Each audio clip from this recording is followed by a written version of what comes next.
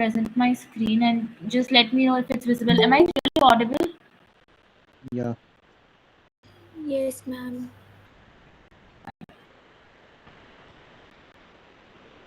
And is the screen visible to you? Yes, ma'am. Yes. Can you guys see if I've written something on the screen in blue? ये सब Yeah, visible है? Yes. Yes, ma'am. Fine. तो पिछली class में हमने article 19 तक पढ़ा था एंड आई होप तुम्हें वहां तक सब समझ में आ गया था. जस्ट लेट मी नो एक बार एक वन लाइन में आर्टिकल 19 किस बारे में बात करता है.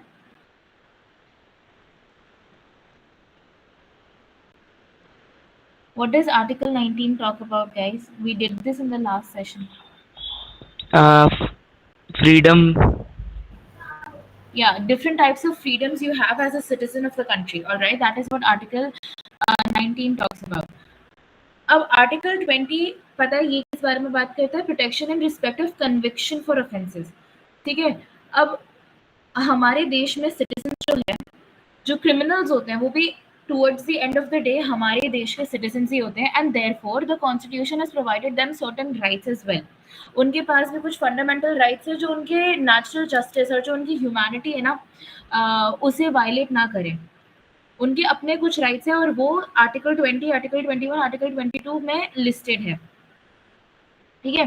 तो पहले हम बेयर एक्ट लैंग्वेज पढ़ेंगे. Article 20 protection in respect of conviction. Conviction क्या होता है?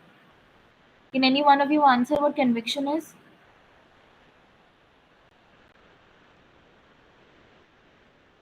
No one? Chalo, I'll let you know. Is it to be found guilty, ma'am? Is it what? Sorry? Is it to be found guilty of an offense, ma'am? Exactly, yes. Conviction is when you're found guilty of an offense. जब तुम prove कर दिया जाता है कि तुम guilty हो किसी भी क्राइम के लिए, जो पहले तुम अक्यूज थे, फिर तुम्हारे अगेंस्ट जो भी पार्टी है उसने सब फैक्ट्स वगैरह प्रूव करे और अब कोर्ट को ये कन्विक्शन हो गया है कि हाँ तुम गिल्टी हो, तो that's your conviction, that's guilt for an offence. ठीक है. तो ये बेयर एक्ट क्या कहता है? No person shall be convicted. No person. अब यहाँ पे देखो, keep making notes of this. हम यहाँ पे पर्सन की बात कर रहे हैं, सिटीजन की नहीं. तो इनकेस कोई फॉरेन सिटीजन हमारे देश में आता है और उसका वो किसी लीगल मैटर में फंस जाता है, तो ये आर्टिकल उसके पास भी है, ये अवेल कर सकता है in case his rights are violated. ठीक है. It is not only for a citizen. जो राइट्स ओनली फॉर सिटीजन होते हैं जैसे आर्टिकल 15 एंड स्टफ, तो वहाँ पे लिखा होता है नो सिटीजन. ठीक है. यहाँ पे नो पर्सन लिखा है, तो that is the sense you should take it in. No person shall be convicted of any offense except for violation of the law in force at the time of commission of the act charged as an offense. इसका मतलब क्या है कि आप किसी भी इंसान को किसी भी ऑफेंस के लिए गिल्टी नहीं साबित कर सकते हैं. ठीक है. किस बेसिस पे? वो उसी बेसिस पे गिल्टी साबित होगा जो लॉ उस टाइम पे चल रहा होगा. जैसे मान लो 2022 में आईपीसी चल रहा था. ठीक है. किसी ने थेफ्ट कमिट किया 2022 में, उसका कन्विक्शन होता है 2025 में. ठीक है. वो पकड़ा जाता है और उसका कन्विक्शन हो जाता है 2025 में. और 2025 में हमारे पास क्या नया एक्ट आ जाता है? बीएनएस. बीएनएस का फुल फॉर्म क्या है? भारतीय न्याय संहिता. एग्जैक्टली. अब वैसे तो कोई चेंजेस नहीं हुए हैं, but for an example assume कर लो कि बीएनएस में थेफ्ट की जो रेगुलेशंस है और जो प्रोविजंस है वो और ज़्यादा स्ट्रिक्ट हो गए हैं. ठीक है. और मान लो थेफ्ट के लिए उन्होंने डेथ पेनल्टी दे दी है. ये सब सही नहीं है. इट्स जस्ट एन एग्जाम्पल ताकि तुम्हें समझ आ जाए कि वो आर्टिकल 20 क्लॉज 1 बोल क्या रहे हैं. तो बीएनएस में उन्होंने डेथ पेनल्टी दे दी है. अब कोर्ट जो है ना, उस बंदे एक को जिसने 2022 में क्राइम कमिट किया है जब आईपीसी चल रहा था, जिसमें थेफ्ट के लिए सिर्फ 5 साल की सजा थी एज्यूमिंग. ठीक है. उसको सजाए मौत नहीं दे सकता है क्योंकि बीएनएस इस टाइम पे है. उसने अगर 2022 में कोई क्राइम कमिट किया था तो उसकी सजा उसे उसी लॉ के हिसाब से मिलेगी जो 2022 में इन्फोर्सिएबल था. अब भले ही आज से 4 साल बाद आईपीसी इन्फोर्सिएबल नहीं हो, लेकिन जब उसने क्राइम कमिट किया तब आईपीसी इन्फोर्सिएबल था और हेंस उसी के बेसिस पे उसे सजा मिलेगी. उसे बीएनएस के बेसिस पे आप सजा नहीं दे सकते. ठीक है. No person shall be convicted. यानी proven guilty of any offense except for the violation of law enforced at the time of commission of that offense. ठीक है, nor be subjected to a penalty greater than which might have been inflicted under the law in force at the time at the commission of the offense. अब मान लो अगर उसने robbery commit की है और robbery की पेनल्टी उस time पे 10,000 रुपए थी और बीएनएस में 2025 में रॉबरी की पेनल्टी हो जाती है 1 लाख रुपए, तो कोर्ट उससे 1 लाख रुपए चार्ज नहीं कर सकता क्योंकि उसने जब क्राइम कमिट किया 2022 में तब आईपीसी लागू था और आईपीसी के हिसाब से सिर्फ 10,000 रुपए उसकी पेनल्टी थी, तो उसे 10,000 रुपए ही पे करने पड़ेंगे आज से 4 साल बाद जब वो कन्विक्ट होता है इस ऑफेंस के लिए। उसे आप बीएनएस के अंदर गिल्टी नहीं प्रूव कर सकते। ठीक है, दिस इज आर्टिकल 20 क्लॉज 1। थोड़ा समझा? Yes ma'am. I'll also एक एग्जाम्पल देती हूँ। एक्स ने, अब सुनना इस एग्जाम्पल को ध्यान से, and I want an answer from you. ठीक है, x sold a product in 2020। ठीक है, in 2023 the parliament passes a law making that sale an offense that is punishable by say 10 years। ठीक है, फिर अब पुलिस जाके एक्स को अरेस्ट कर लेती है 2020 एक्स को अरेस्ट कर लेती है 5 साल बाद, 3 साल बाद 2023 में, कि उसने 2020 में इस प्रोडक्ट की सेल करी थी। क्या ये वैलिड है? Not valid. No, ma'am. And why do you think it's not valid? Give me an answer.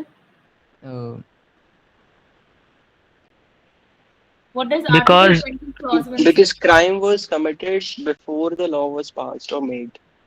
Exactly. So can I assume तुम्हें थोड़ा बहुत समझ आ गया है आर्टिकल 20 क्लॉज 1 का? Fine, moving forward, article 20 clause 2। Clause 2 क्या कहता है? क्लॉज 2 को also no person shall be prosecuted and punished for the same offence more than once. ठीक है, कोई भी इंसान किसी एक ऑफेंस के लिए बार बार प्रोसिक्यूट होकर पनिशमेंट नहीं मिल सकता है उसे। ठीक है, इसे हम ऑल्सो डबल जियोपर्डी कहते हैं। फर्स्ट वाले को हम एक्स पोस्ट फैक्टो लॉस कहते हैं और सेकंड वाले को हम डबल जियोपर्डी कहते हैं। डबल जियोपर्डी में क्या होता है कि एक ऑफेंस मान लो थेफ्टी। ठीक है, थेफ्ट के लिए उसका एक ट्रायल हो गया और ट्रायल के बाद वो कन्विक्ट हो गया वो बंदा।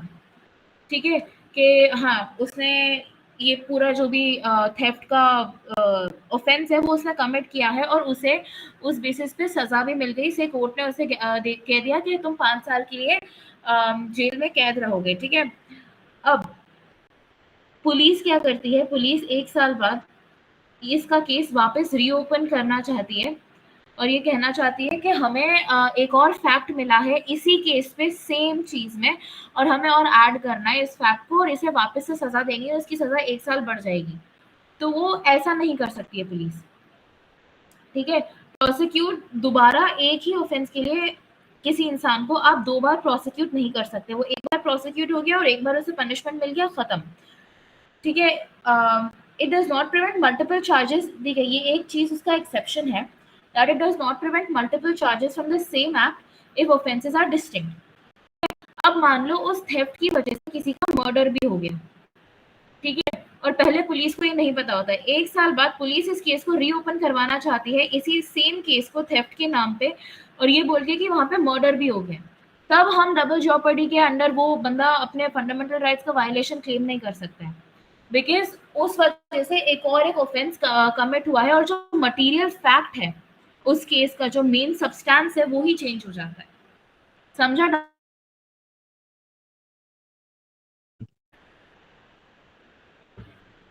किसी को कोई डाउट्स? Nope. ऑलराइट, फिर आर्टिकल 20 क्लॉज 3 की बैराक लैंग्वेज क्या कहती है?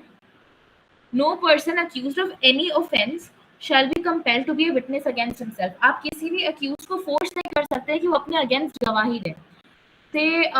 बट इसके भी अगेन एक्सेप्शंस है, उस पर हम आएंगे। ए ने कुछ ऑफेंस कमिट किया है, ए ने से रेप कर दिया है किसी लड़की का एंड पुलिस ऑफिसर्स उसे कह रहे हैं कि तुम खुद ये किया है, वरना हम तुम्हें फॉल्स इम्प्लीकेट कर देंगे और हम तुम्हें, मान लो वो गिल्टी, तो भी उसके पास ये राइट है कि वो अपना गिल्ट खुद कन्फेस ना करे। वो इंस्टीट्यूशंस पे छोड़ दे कि तुम पता लगाते रहो कि मैं गिल्टी हूँ या नहीं। उसे पता है कि वो गिल्टी है एंड सबको लग रहा है कि वो गिल्टी है, लेकिन अगर इंस्टीट्यूशन के पास कोई प्रूफ नहीं है तो बट ऑब्वियस उसका गिल्ट प्रूफ होगा ही। ठीक है, तब भी पुलिस उसे फोर्स नहीं कर सकती कि वो अपना क्राइम खुद कन्फेस करे। That is what article 20 clause 3 says. ठीक है, it applies only to the accused in criminal proceedings. ठीक है, अब तुम ये क्वेश्चन पूछ सकते हो कि कई बार पुलिस है ना लाई डिटेक्टर का टेस्ट करवाती है, नारकोटिक्स का टेस्ट करवाती है, हैंड राइटिंग लेके जाती है, वॉइस सैंपल्स है या फिंगरप्रिंट्स है, तुम्हारा ब्लड सैंपल या डीएनए सैंपल, ये सब चीजें लेके जाती है। अब मान लो अगर ए ने ही किसी लड़की का रेप किया है और ऑब्वियसली जो विक्टिम है, विक्टिम की बॉडी पे डीएनए सैंपल्स में मिलेंगे। अगर पुलिस ए का डीएनए सैंपल लेके जाती है और वो दोनों उस चीज से मैच हो जाता है, तो वुड दैट नॉट मीन कि पुलिस ने एक तरीके से फोर्स कर दिया है ए को उसके खुद के अगेंस्ट उसके क्राइम को कन्फेस करने के लिए। But then this is one exception जो हमने पिछली क्लास में पढ़ा था ना कि हर फंडामेंटल राइट का कुछ ना कुछ रीजनेबल रिस्ट्रिक्शंस होते हैं। तो आर्टिकल 20 क्लॉज 3 का भी एक रिस्ट्रिक्शन है कि ये fingerprints, blood samples, hand writing, voice samples, इन सबको कवर नहीं करता है। ठीक है, एक हद तक लाई डिटेक्टर टेस्ट के लिए भी आपको अक्यूज की परमिशन लेनी होती है, बट इन सब चीज़ों पे पुलिस का राइट है, वो ये सब चीज़ें आपसे ले सकती है और आप उन्हें मना नहीं कर सकते। That is one exception. Court की भी ठीक है, परमिशन रिक्वायर्ड होती है ना? सॉरी, कोर्ट की permission is also required if किस I'm चीज़ not के लिए wrong. Permission? I am sorry, you are not audible. I'm audible? Your voice is very low, but yeah, speak. I'll try to court की figure permission out. भी required होती है ना, like in सब टेस्टों के लिए? आप टाइप कर लीजिए चैट बॉक्स में। ओके।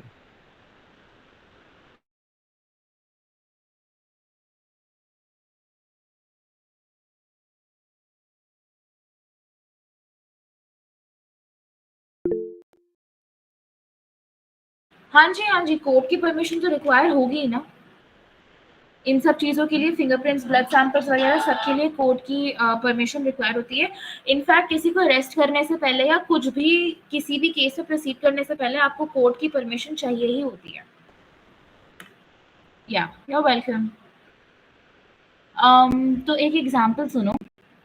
पुलिस ने B is an accused and police ने ऑर्डर किया बी को कि वो अपना फ़ोन खुद अनलॉक करके दे और वॉइस पासवर्ड लगा रखा है और वो वॉइस पासवर्ड लगा के अपना फ़ोन अनलॉक करके दे। बी ने रिफ्यूज़ कर दिया और पुलिस कहती है कि अब हम तुम्हें कस्टडी में ले जाएंगे। What do you think?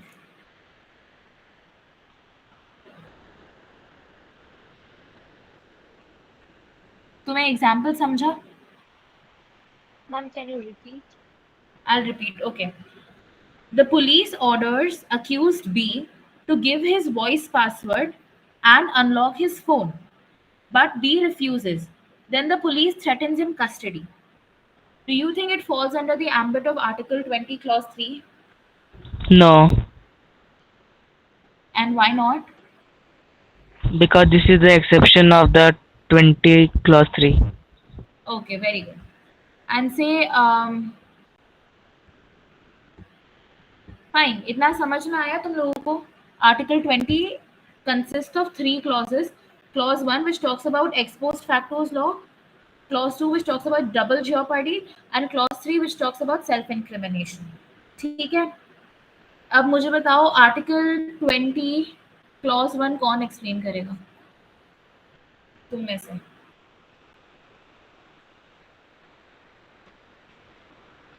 Anyone who can very briefly tell me what Article 20 Clause 1 is about? What are ex post facto laws? Yeah, speak. You can directly open your mic and speak. Ma'am, a person cannot be convicted for a same crime twice. No, that is not Clause 1. That is double jeopardy. that is Article 20 Clause 2, cannot be convicted for same offense twice. Clause 1 basically talks about the Like, timing of the laws and the time yeah, of when the offense was committed. Yes, Abhi, you want to say something? या इसी वो बोलना था कि मतलब time के ऊपर depend रहता है कि कब उसने क्राइम करा है और क्या उसकी पनिशमेंट थी उस टाइम पे, फिर उसको बाद में पनिश नहीं करा जा सकता। Exactly. ठीक है, shall we move forward? See, Article 20, Article 21, Article 22 are very favorite वाले topics of CLAT. तो pay attention in the class, okay? और कुछ नहीं समझ में आया तो मुझे वहीं रोक देना, all right? Now, Article 21, it talks about protection of life and personal liberty. ठीक है, ये सबसे ज़्यादा पॉपुलर आर्टिकल है कॉन्स्टिट्यूशन का। इसके ऊपर काफ़ी केस लॉज और बहुत सारी चीज़ें बनी हुई है और काफ़ी बार ये कोर्ट इसको कंसिडर भी करती है अपने जजमेंट्स में, काफ़ी सारे जजमेंट्स में ये इन्वॉल्व होता है। तो बेसिकली आर्टिकल 21 अगर हम बहुत ही बड़े वाइडर एम्बिट में देखें तो it is right to life. बहुत broadly it is right to life. ठीक है, no person shall be deprived of his life और personal liberty except according to procedure established by law. ठीक है, कोई भी इंसान किसी भी पर्सन को, again this is also personal right, ठीक है, यानी कि this is applicable to a person not necessarily a citizen of India. Citizen तो है ही, लेकिन अगर एक फॉरेन नेशनल हमारे देश में आता है तो वो भी सुप्रीम कोर्ट या हाई कोर्ट में आर्टिकल 21 के वायलेशन में केस फाइल कर सकता है, बिकॉज यहाँ पे पर्सन लिखा हुआ है, सिटीजन नहीं। No person can be deprived of his life या उसकी पर्सनल लिबर्टी से मैं उठ के कहीं जाना चाह रही हूँ और मुझे कोई रॉन्गफुली रिस्ट्रेन कर दे, that's restriction on my personal liberty. ठीक है, या डिप्राइव ऑफ माई लाइफ, जैसे मर्डर हो गया तो that is also violation of fundamental right कि मेरी लाइफ तुमने मुझसे छीन ली। लेकिन इसका एक एक्सेप्शन क्या है, according to procedure established by law से किसी एक इंसान को जिसने मर्डर कमिट किया है उसे कोर्ट ने डेथ पेनल्टी दी है, उसे कोर्ट ने डेथ पेनल्टी अवार्ड कर दी है, तो वो जाके हायर अप्स में ये सूट फाइल नहीं कर सकता है कि मेरा article 21 right to life has been violated. नहीं, it is a procedure established by law, death penalty is a procedure established by law, और उसके बेसिस पे अगर आपकी लाइफ आपसे छीनी जा रही है तो that can not be mooted upon in any court as such।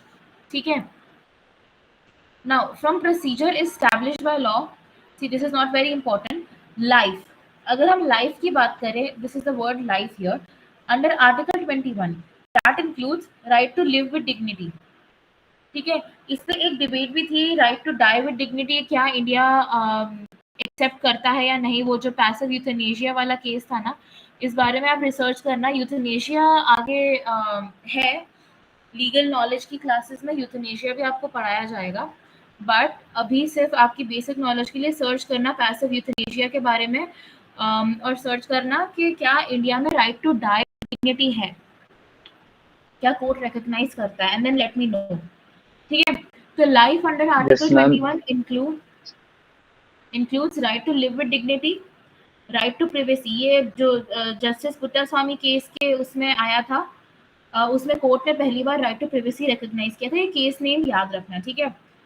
Right to livelihood, right to health and shelter, right to a fair trial. ठीक है, ये जो इंपॉर्टेंट केसेस है ना, ये मैंने ब्रैकेट में मेंशन करके रखे हैं।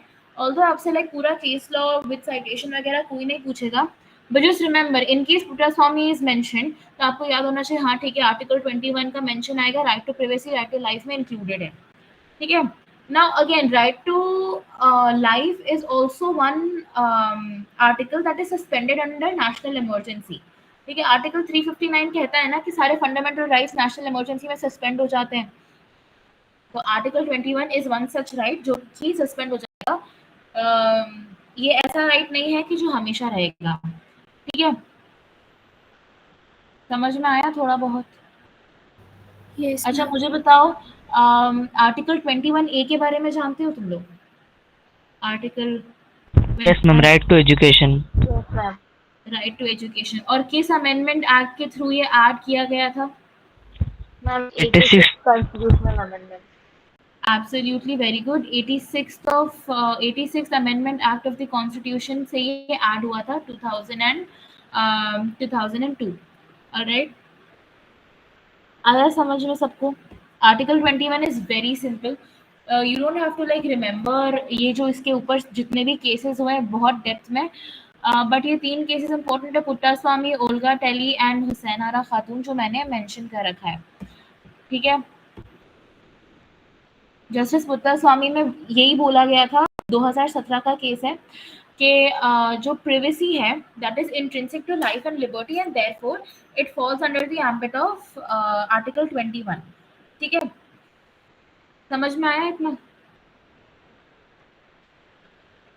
Is there someone who can explain what Article 21 is and right to life में क्या क्या included होता है?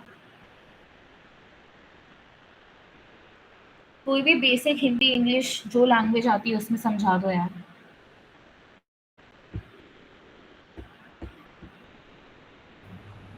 Ma'am, am I audible? Who is speaking? Yeah, speak. Japneet. Yeah. So, Article 21 includes protection of life and personal liberty. It basically means that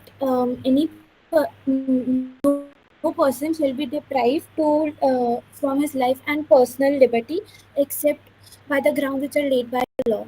And life under Article 21 includes right to live with dignity, right to privacy, which was given in Puttaswamy case, right to livelihood, and right to health and shelter, and right to fair trial. And Article 21 can be suspended during national emergency under Article 359. All right, very good. Yes, Anurag. Do you have a I question? actually hello, I'm audible. Yes, you are. Ma'am, I had a doubt that right to clean air or environment comes under Article 21 or Article 14, which is the right to equality. No, it comes under Article 14 में तो नहीं आता है. Right to equality does not include right to a safe climate. अभी recently जो judgment आया था, I guess in 2024 supreme court का judgment आया था जिसमें right to a safe environment भी उन्होंने Article 21 में add कर लिया था under the ambit of right to life. Article 14 is more about equality in everyday life. यानी कि तुम और मैं, no matter from what caste, what community, हम law के आगे equal है. So if we go to court, the law will not say if I'm from an upper caste or you're from a lower caste or vice versa. The court will not see that, and the court will strive to provide us with equal opportunities everywhere. That is the basic gist of Article 14. Article 21 is completely different. It talks about the right to life as such. कि हाँ, मेरे पास जीने का right है. तुम में से कोई मेरा वो right छीन नहीं सकते, और मेरी उस लाइफ में इंक्लूडेड है कि हाँ, मेरे पास एक साफ हवा ब्रीथ करने का भी राइट है, मेरे पास एक अच्छे एनवायरनमेंट का राइट है, मेरे पास प्रिवेसी का राइट है. समझा? Yes, ma'am. या कुछ डाउट है अभी भी?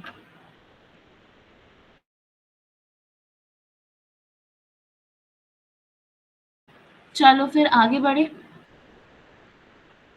Now we'll talk about Article 22. This is the last article, and then उसके बाद we can address all your questions, all your doubts. ठीक है? Article 21 again वही arrest और detention के बारे में बात करता है. ठीक है? Guys, just give me a moment, okay?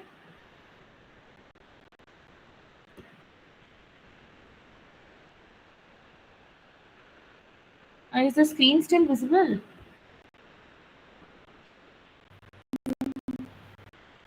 Here, it's visible now, right? Yes. Right, okay.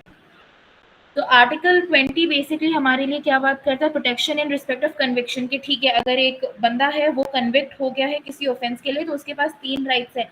एक तो ये कि कोई भी उसे फोर्स नहीं कर सकता है अपने अगेंस्ट खुद गवाही देने का. ठीक है, कन्विक्ट हुआ नहीं है, कन्विक्ट होने वाला होता है. ठीक है, बेसिकली कोई उसे फोर्स नहीं कर सकता अपने अगेंस्ट गवाही देने का. उसे उसी लॉ के अकॉर्डिंग सजा मिलनी चाहिए जो लॉ उसके कमीशन ऑफ ऑफेंस के टाइम पे एप्लीकेबल था. और उसे किस एक ऑफेंस के लिए 1 से ज़्यादा बार सज़ा नहीं मिल सकती, ठीक है? ये आर्टिकल 20 था। Article 21 right to life and personal liberty के हाँ, सबके पास जीने का अधिकार है और कोई भी उनसे जीने का अधिकार नहीं छीन सकता है सिवाय कानून के खुद के। ठीक है, अब आर्टिकल 22 बात करते हैं protection against arrest and detention in certain cases. अच्छा, how many of you know the difference between arrest and detention? Arrest क्या होता है, डिटेंशन क्या होता है?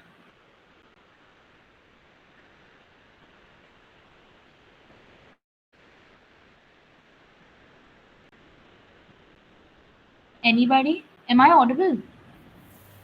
Ma'am, like in detention, it is for like temporary, like it's on temporary basis, and in arrest, like it's formal, like a person is charged with a crime in arrest. Yeah, you're pretty close, but in proper words अगर देखा जाए तो arrest में क्या police आपको officially again yes formally custody में ले लेती है क्योंकि उन्हें पूरा यकीन हो जाता है कि आपने वो क्राइम कमिट किया है, ठीक है? वेरएज डिटेंशन में क्या होता है, पुलिस आपको टेम्परेरीली अपने पास रखती है कुछ क्वेश्चंस पूछने के लिए, कुछ फैक्ट्स चेक करने के लिए। वो आपको फॉर्मली कोई भी चीज़ चार्ज नहीं कर रही है, कोई भी अलेज नहीं कर रही है आपके ऊपर, कोई भी धारा को आपके ऊपर नहीं लगा रही है कि इसने ये क्राइम कमिट किया ही है। अरेस्ट में क्या पुलिस आपको कस्टडी में ले लेती है पूरी तरीके से क्योंकि उन्हें पूरा यकीन हो जाता है कि आपने ये क्राइम कमिट किया है। डिटेंशन में बेसिक क्वेश्चनिंग और फैक्ट चेकिंग के लिए आपको रखा जाता है साथ में, ठीक है? अब डिटेंशन की भी दो टाइप्स होते हैं, प्यूनिटिव डिटेंशन और प्रिवेंटिव डिटेंशन, ठीक है? Punitive detention is somewhat inclined towards arrest, not exactly arrest, but उसका जो basic idea है वो थोड़ा बहुत arrest की तरफ है। बाकी preventive detention में क्या होता है कि आपको कस्टडी में रखा जाता है कुछ दिनों के लिए, आपके ऊपर कोई भी क्राइम ऐसे वो लोग ये नहीं बोलते थे कि आपने एक क्राइम कमिट करा है, बट उन्हें ऐसा लगता है पुलिस को कि आप आगे जाके ये क्राइम कमिट कर सकते हैं, तो उस पॉसिबल क्राइम को फ्यूचर में कमिट होने से रोकने के लिए वो आपको प्रिवेंटिव डिटेंशन में ले लेते हैं। जैसे फॉर एग्जांपल अगर आज प्राइम मिनिस्टर है and he is going to the Kashmir valley for say a rally, ठीक है, एंड वहाँ पे पुलिस को लगता है कि ये XYZ जो इंडिविजुअल्स हैं ये लोग काफ़ी नोटोरियस रहे हैं पिछले कुछ सालों में और ये लोग कुछ भी बदमाशी कोई भी मिसचीफ कर सकते हैं, तो वो पुलिस उन्हें प्रिवेंटिव डिटेंशन में ले सकती है, ठीक है? वो 3 महीने से ज़्यादा लास्ट नहीं करना चाहिए, वो सब अलग लॉज है, बट वो उन्हें प्रिवेंटिव डिटेंशन में ले सकती है। हमें मालूम नहीं है कि तुम वो क्राइम करोगे या नहीं, बट हमें शक है कि तुम वो क्राइम कर सकते हो, ठीक है? वैसे ही प्यूनिटिव डिटेंशन क्या होता है कि तुम कस्टडी में रखे गए हो किसी ऑफेंस के लिए जो तुमने पहले ही कमिट कर लिया है, तुमने वो ऑफेंस कमिट कर लिया है और उस वजह से तुम्हें कस्टडी में रखा गया है। अब in case you guys have gotten confused, punitive detention और अरेस्ट में भी फर्क होता है। Arrest is like the starting point, okay? Police take you into custody on suspicion of a crime before the trial, that is arrest. And after the trial gets over, that is punitive detention. You stay in custody as punishment after being convicted in court. इतना समझा arrest and detention के बीच का difference and what punitive and preventive detention is? Yes, ma'am. Fine. तो article 22 अगर ये तुम्हें differences समझ में आ गए तो article 22 is very very simple, कुछ है ही नहीं उसमें। तो बेसिकली बस इतना बताया गया कि a person that is arrested again, ठीक है? मुझे बताओ अरेस्ट क्या होता है? लाइक पुलिस को पूरा विश्वास हो गया था उसी इंसान ने वो क्राइम किया है, उन्हें formally like question and all कर सकते हैं, कस्टडी में ले लिया है। एग्जैक्टली, ट्रायल से पहले। तो अगर कोई पर्सन अरेस्ट हो रहा है तो उसे उसके ग्राउंड्स ऑफ अरेस्ट पता होने चाहिए। से पुलिस को पूरा यकीन हो गया है कि इस पर्सन ने कल्पेबल होमिसाइड करा है, ठीक है, किसी इंसान का, और पुलिस जाके उसे अरेस्ट करके ले आती है, लेकिन उसे ग्राउंड्स ही नहीं पता है कि मुझे अरेस्ट क्यों किया जा रहा है। चाहे वो गिल्टी है, वो कोर्ट का काम है डिसाइड करना कि वो गिल्टी है या नहीं। अगर पुलिस उसे अरेस्ट करने जा रही है तो पुलिस का कर्तव्य बनता है कि वो उस बंदे को ग्राउंड्स ऑफ अरेस्ट बताए, ठीक है, कि आपको इस ग्राउंड्स पे हम अरेस्ट किए जा रहे हैं क्योंकि आपने किसी का कल्पेबल होमिसाइड किया है और हमें आप पे शक है और हम इस ग्राउंड पे आपको अरेस्ट करके लेके जा रहे हैं, ठीक है? Also that person who has been arrested has a right to consult a legal practitioner, यानी लॉयर जो तुम लोग आगे जाके बनोगे when you get into law school, ठीक है? तो जो भी इंसान अरेस्ट हो जाता है उसके पास पूरा राइट है कि वो अपने लॉयर से कंसल्ट कर सके और उससे पूछ सके कि अब आगे हमें क्या करना चाहिए, मेरा बिहेवियर यहाँ पे कैसा होना चाहिए और तुम बाहर रह के मुझे यहाँ से निकलवाने के लिए क्या कर रहे हो। ठीक है, फिर आपने अरेस्ट कर लिया उस बंदे को, उसने अपने लीगल प्रैक्टिशनर या अपने लॉयर से कंसल्ट कर लिया। उसके बाद भी एक रूल है कि आप उस इंसान को, पुलिस को, विद इन 24 आवर्स मजिस्ट्रेट के सामने पेश करना होगा। ठीक है, से एक एग्जाम्पल देती हूँ। वेंसडे को रात के 8 बजे उस इंसान को, अपने एक्स को, पुलिस ने अरेस्ट किया। तो थर्सडे को रात के 8 बजे से पहले पहले पुलिस को एक्स को मजिस्ट्रेट के सामने यानी कोर्ट के सामने पेश करना होगा। अब से पुलिस ने सैटरडे रात के 9 बजे एक को अरेस्ट किया for an offence, for a criminal offence. ठीक है, लेकिन आप नेक्स्ट डे देखोगे तो संडे जो है, संडे तो कोर्ट ऑफ रहता है, कोर्ट की छुट्टी होती है। तो ए जाके कोर्ट के सामने ये आर्ग्यू नहीं कर सकता है कि मुझे 24 आवर्स के विद इन प्रेजेंट नहीं किया गया। ए को प्रेजेंट करने का टाइम क्या होगा? मंडे 9 बजे। मंडे 9 बजे, रात के 9 बजे से पहले पहले पुलिस को ए को कोर्ट के सामने प्रेजेंट करना होगा। संडे का दिन स्किप किया जा सकता है बिकॉज संडे को कोर्ट भी ऑफ रहता है। तो ए जाके ये नहीं बोल सकता कोर्ट में कि मेरा आर्टिकल 22 का फंडामेंटल राइट वायलेट हुआ है क्योंकि मुझे संडे को नहीं बल्कि मंडे को प्रेजेंट किया गया था मजिस्ट्रेट के सामने। वो एक एक्सेप्शन है बिकॉज संडे को ऑफ रहता है। अब जैसे वैसे ही मान लो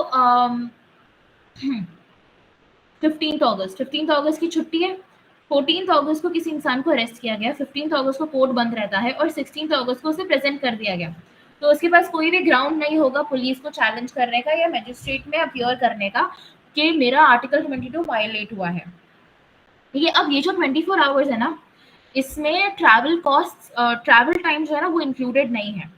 से अगेन एक्स वाला एग्जांपल लेते हैं, वेडनेसडे 8 बजे उसे अरेस्ट किया गया, थर्सडे से उसे 10:30 बजे कोर्ट के सामने प्रेजेंट किया गया। अब कोर्ट पूछेगा कि आप लेट क्यों है, तो वो अगर उनके पास एक वैलिड रीजन है और वैलिड जस्टिफिकेशन है, कोई सब्सटैंटिव इन्फॉर्मेशन है कि हमारे पास हम 2 घंटे ट्रैफिक में फंसे हुए थे बिकॉज से मुंबई में अरेस्ट किया गया तो मुंबई में बहुत ओवर में ट्रैफिक है, तो 2 घंटे हम ट्रैफिक में अटके हुए थे, तो that is a defence that the police has. ठीक है, now there can be no detention of the person beyond 24 hours without judicial authority. ठीक है, persons detained, again preventively अगर किसी को डिटेन किया गया तो he must be informed of grounds and given right to representation। ठीक है, ये भी हो सकता है। grounds can be withheld if public interest demands। see, ये again this is important। X is involved in terrorist activities in the Kashmir Valley। ठीक है, terrorist activities in the Kashmir Valley and a very important event or a rally is coming up। ठीक है, again वही example, prime minister की rally is coming up and a very big event for India is coming up. से हम winter Olympics जो है, winter Olympics हम कश्मीर में करा रहे हैं। ठीक है, और एनआईए को टिप मिलती है कि एक्स और उसकी जो गैंग है वो एक अटैक करवाने का प्लान कर रही है। कंफर्म नहीं है but it's a very vague, very ambiguous tip. तो एनआईए क्या करती है, एक्स को डिटेन कर लेती है और एक्स को ग्राउंड्स नहीं बताती है। ठीक है, अब एक्स जाके, ये पब्लिक इंटरेस्ट का मैटर है ना, winter Olympics, India, prime minister, ये सब पब्लिक इंटरेस्ट का मैटर है। तो एक्स जाके कोर्ट में कंटेस्ट नहीं कर सकता है कि एनआईए ने उसे ग्राउंड्स ऑफ अरेस्ट या ग्राउंड्स ऑफ डिटेंशन नहीं बताए हैं बिकॉज पब्लिक इंटरेस्ट का डिमांड था। अगर हम एक्स को बता देते कि हमें तुम्हें उस वजह से अरेस्ट किया गया है, तो एक्स के जो साथी है वो और अलर्ट हो जाते और हम उन्हें आगे पकड़ नहीं पाते या जो भी टेररिस्ट एक्टिविटी होने वाली थी उसे प्रिवेंट नहीं कर पाते। तो if public interest demands then grounds can be withheld. हम विथहोल्ड कर सकते हैं, हमारे पास हमारे ऑब्लिगेशन नहीं है कि हम उन्हें ग्राउंड्स बता दें। ठीक है, अब जो प्रिवेंटिव डिटेंशन है मैंने तुम्हें बताया, it can not exceed 3 months unless it is approved by an advisory board. ठीक है, बेसिकली अगर एनआईए ने से एक्स को डिटेन कर लिया है, विंटर ओलंपिक्स नवंबर में है और से आपने उसे सितंबर में आपने उसे डिटेन कर लिया। ठीक है, 2 महीने के लिए डिटेन किया गया, फिर बाद में आपको लग रहा है कि नहीं इसे और लंबा डिटेन करना पड़ेगा, ये आगे जाके भी और कुछ नुकसान कर सकता है, तो आपने से उसे नवंबर का पूरा महीना भी डिटेन कर दिया और दिसंबर तक आपने उसे एक्सटेंड कर लिया, ठीक है। अब सितंबर फाइन, अक्टूबर फाइन, नवंबर का पूरा महीना भी फाइन, ये 3 महीने हो गए। The moment it enters into December, ठीक है, तब एक्स के पास एक राइट होगा क्लेम करने के लिए कि मेरा प्रिवेंटिव डिटेंशन 3 महीने से ज़्यादा आप एक्सीड नहीं कर सकते। लेकिन इसमें भी पुलिस के पास एक ऑप्शन है एडवाइजरी बोर्ड।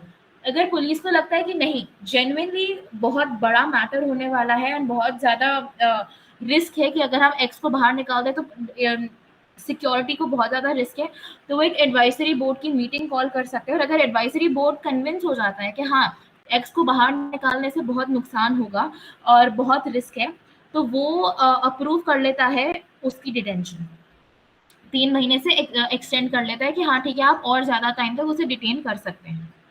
इतना समझ आया सबको?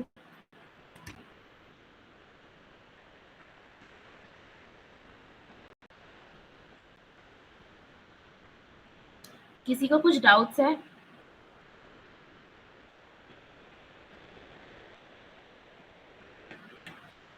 Guys, am I audible? If you all have any doubts, just open your mic because आज का जो लेसन प्लान था वो यहीं तक था। क्या should I assume किसी को कुछ समझ ही नहीं आया है?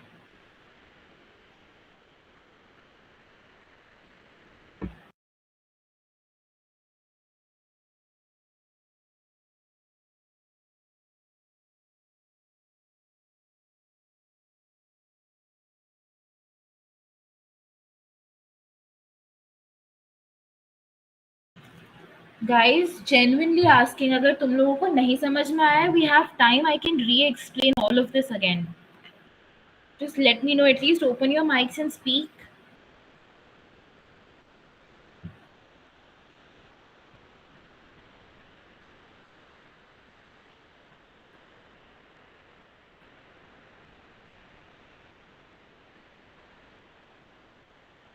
Everything is clear. Pakka, because your reactions don't seem like it. Genuinely, if you have not understood anything, I will explain it again.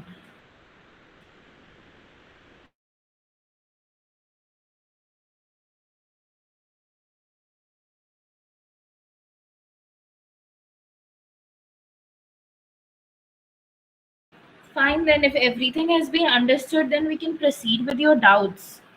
Sir did say you guys had doubts, है ना?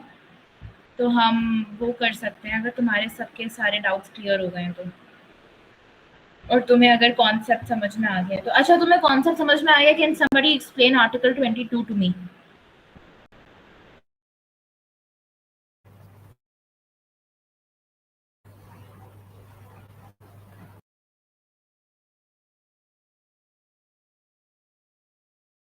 Like it provides protection to the person who is detained or arrested in certain cases, like उसे within 24 hours magistrate के सामने produce करना है and he she shall be knowing कि उसे किस grounds पे arrest किया गया है and legally एक lawyer को consult करने का भी right होगा। मोरओवर उसकी डिटेंशन जो है वो 24 आवर्स से ज़्यादा हम एक्सटेंड नहीं कर सकते एंड अगर हम प्रिवेंटिव डिटेंशन कर रहे हैं किसी पर्सन की तो वो 3 मंथ से ज़्यादा एक्सटेंड नहीं हो सकती अंटिल एंड अनलेस एक एडवाइजरी बोर्ड उसकी परमिशन दे देता है। Very good, absolutely right. तो अज्यूमिंग सबको सब समझ में आ गया है, तो अभी तुम्हारे इन जनरल कुछ भी डाउट्स है रिगार्डिंग क्लैट, कैसे क्या पढ़ना है, कुछ तुम्हें गैप करना है कि बहुत दिक्कत हो रही है, तुम पूछ सकते हो। सर भी है, मैं भी हूँ, we can answer. Excuse me ma'am. Yes excuse me ma'am. Ma'am जब मैं मॉक्स देता हूँ ना तो लाइक एडिटोरियल तो पढ़ता हूँ मैं, तो इंग्लिश लैंग्वेज तो फेमिलियर हूँ इंग्लिश के साथ, पर जब लीगल रीजनिंग के कुछ वो होते हैं ना पैसेज, मतलब जो पैसेज होते हैं तो उनके साथ फेमिलियर नहीं हो पाता, मतलब उनकी लैंग्वेजेस, जैसे कोई अलग लॉ का पैसेज आ गया तो फिर इसलिए उसके साथ का पढ़ा भी नहीं इतना, तो फिर क्वेश्चन करने में थोड़ी प्रॉब्लम होती है। हाँ, तो क्वेश्चन करने में तुम्हें प्रॉब्लम इसीलिए होती है क्योंकि तुम्हें पैसेज से ही फ़ेमिलियरिटी नहीं है। एडिटोरियल तुम पढ़ते हो, that's very good, but editorial में इन जनरल चीज़ों की बात की जाती है, यूजुअली वहाँ पे लीगल चीज़ों की, लीगल मैटर्स की बात नहीं की जाती है। तो what you can do is, हर दिन से अगर तुम 45 मिनट्स में एडिटोरियल पढ़ रहे हो, तो एक्स्ट्रा 15 मिनट्स दे दो लीगल रीडिंग के लिए, ठीक है? कोई भी रैंडम टॉपिक उठा, जैसे मैंने आज तुम्हें दिया ना, आज तुम अभी पढ़ना 15-20 मिनट के लिए पैसिव यूथनेशिया, ठीक है? मैं तुम्हें चैट बॉक्स में वो नाम टाइप करके भेजती हूँ। You can read about passive euthanasia. इसके बारे में बहुत क्वेश्चंस पूछता है क्लैट, और तुम्हारे मॉक्स भी है। अगर तुम लीगल एज के मॉक्स दे रहे हो तो बहुत पूछे जाते हैं, ठीक है? इसको तुम सर्च करना, एंड देन बहुत सारी लीगल वेबसाइट्स होगी जैसे बार एंड बेंच, लाइव लॉ, और बहुत सारी दूसरी वेबसाइट्स है जो इन चीज़ों के आर्टिकल्स लिखती है, उसे तुम रीड करना, ठीक है? When you start reading that, you get familiar with legal vocabulary. तो हर दिन 15 से 20 मिनट कोई भी लीगल पैसेज उठा के पढ़ो, किसी भी रैंडम टॉपिक का, कोई भी कुछ भी पूछा जा सकता है। जैसे करंट लीगल नॉलेज है अगर तुम्हारी, से 2 दिन